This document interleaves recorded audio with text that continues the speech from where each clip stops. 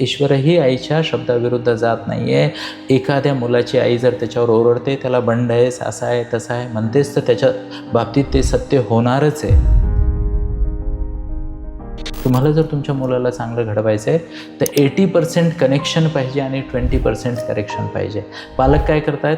पालक उलटा कारभार करतायत. आजकालची जी मुलं आहेत ती रागवतात किंवा खूप जास्त चिडचिड करतात, तर ह्याचा काय अर्थ आहे?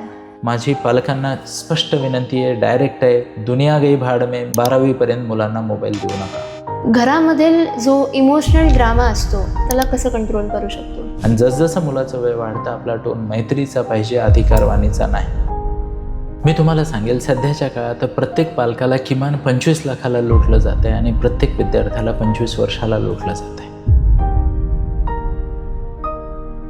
की 10वीच्या मार्कावर जेव्हा तुम्ही तुमच्या मुलाचं करिअर निवडता तेव्हा त्याच्या आयुष्याचा वेळ, पैसा, मेहनत सगळं वाया जातं. मुलांचं टॅलेंट मॅपिंग म्हणजे नेमकं काय आणि आपण ते टॅलेंट कसं मॅप करू शकतो? डिसिप्लिन राहण्याची पेनल्टी किंवा डिसिप्लिन राहण्याचं पेन वर्सेस लाईफ टाईम संघर्ष किंवा लाईफ टाईम अचिव्हमेंटचं पेन, ह्या दोन खूप महत्त्वाच्या गोष्टी आहेत आणि तुम्हाला ह्या दोन्ही अवघड आहेत. आता एका आईचा प्रश्न आहे की मूल सगळ्या जगाचं ऐकतंय पण माझं ऐकत नाही, तर याविषयी तुम्ही काय म्हणाल?